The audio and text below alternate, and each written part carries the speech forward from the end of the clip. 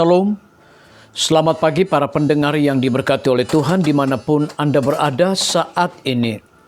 Kita akan sama-sama mendengarkan firman Tuhan melalui audio Renungan Pagi pada tanggal 23 Maret 2026 dengan judul Hakikat Kebenaran Masa Kini bagian pertama.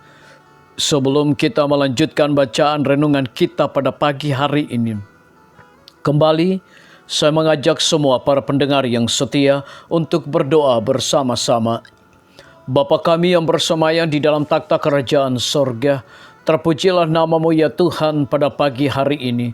Sebelum kami melakukan segala aktivitas pelayan dan pekerjaan kami sangat rindu sejenak untuk merenungkan firman Tuhan.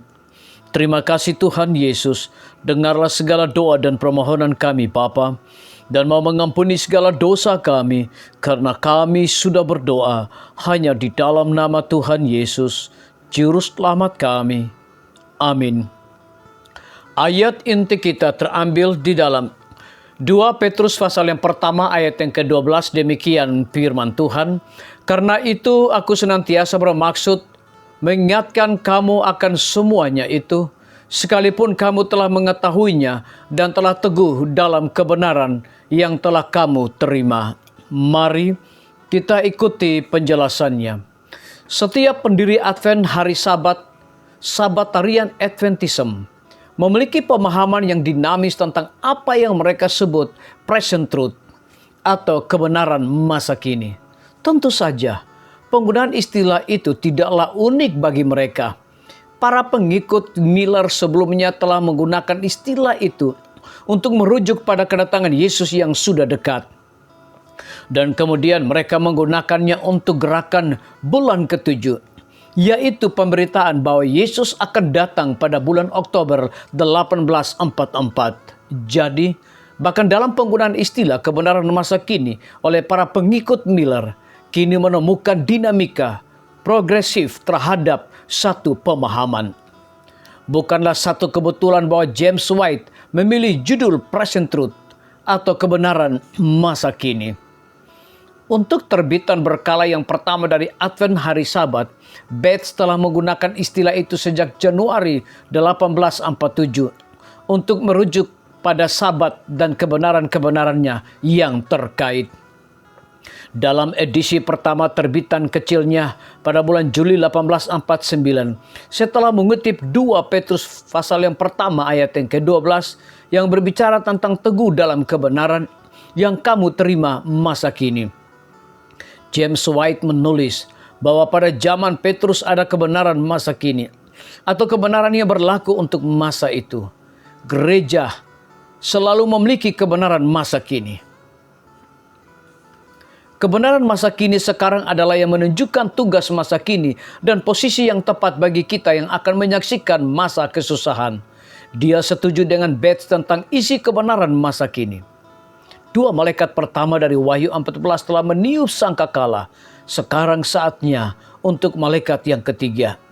Para penganut Sabat mula-mula benar-benar percaya bahwa mereka memiliki sesuatu yang diperlukan dunia. Tetapi mereka menyadari bahwa Tuhan masih memiliki lebih banyak hal untuk diungkapkan kepada mereka, yaitu mereka melihat kebenaran sebagai sesuatu yang dinamis dan terus berkembang. Sebagai hasilnya, Ellen G. White dapat menulis sehubungan dengan isu-isu teologi yang berkaitan dengan sesi General Conference tahun 1888. Bahwa apa yang Tuhan berikan kepada hamba-hambanya untuk disampaikan hari ini mungkin bukan karena masa kini pada 20 tahun yang lalu, tetapi itu adalah pesan Tuhan untuk saat ini. Keluarga White dan Bates terbuka terhadap perkembangan kebenaran yang lebih lanjut. Dan para pemimpin yang lebih mudah membuktikan keterbukaan para pendiri ini. Misalnya Uriah Smith menulis pada tahun 1857 bahwa para penganut hari Sabat telah menemukan kebenaran yang semakin meningkat sejak tahun 1844. Lebih lanjut dia mengatakan, kita telah mampu bersukacita dalam kebenaran yang jauh lebih maju dari apa yang kita pahami saat itu. Namun, Kita tidak menganggap bahwa kita telah memiliki semuanya. Kita percaya untuk terus berkembang. Jalan kita terus tumbuh semakin terang dan semakin terang. Bagaimana keadaan saya saat ini? Apakah pikiran saya masih terbuka untuk menerima tuntunan Tuhan saat Dia mengungkapkan kebenaran dalam firman-Nya? Biarlah bacaan renungan kita saat ini akan menjadi berkat bagi kita semua. Kembali saya mengajak semua para pendengar yang setia untuk berdoa bersama-sama. Bapa kami yang bersemayam di dalam takhta kerajaan sorga, terima kasih Tuhan Yesus oleh karena firman-Mu pada pagi hari ini memberikan berkat, kekuatan, sukacita rohani bagi pertumbuhan iman kami masing-masing. Pada saat ini Tuhan kembali hamba-Mu berdoa untuk pemerintah kami. Tuhan memberkati Bapak Presiden bersama Wakil Presiden, para menteri dan seluruh stafnya.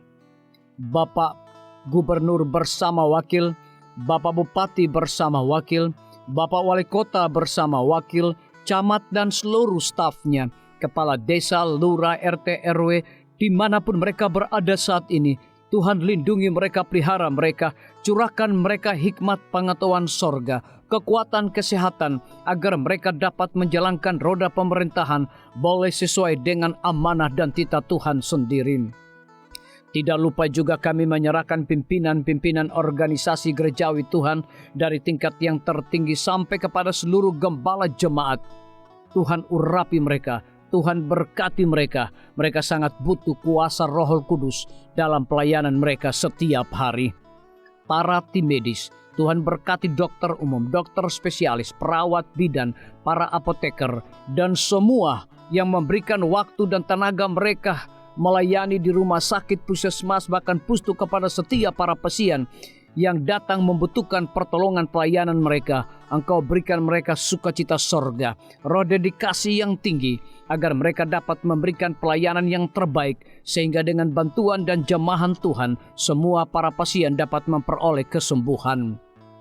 Guru-guru, kepala sekolah, setiap siswa, mahasiswa, dosen, rektor di setiap lembaga pendidikan swasta maupun negeri, Tuhan urapi mereka agar mereka dapat mendidik setiap siswa maupun mahasiswa untuk memiliki nilai-nilai religius di dalam diri mereka masing-masing. TNI, Polri, PNS, wira swasta, petani, pedagang, nelayan, ojek online, saudara-saudara kami juga yang ada di dalam penjara, Tuhan hiburkan mereka, Tuhan berkati mereka, cukupkan kebutuhan mereka, dan berikan juga mereka sukacita senantiasa. Para pendengar yang setia yang berulang tahun saat ini dimanapun mereka berada, biarlah dengan bertambahnya usia yang Tuhan percayakan dalam hidup mereka, mereka hidup selalu bersyukur, berterima kasih, dan menjadi saluran berkat bagi sesama manusia.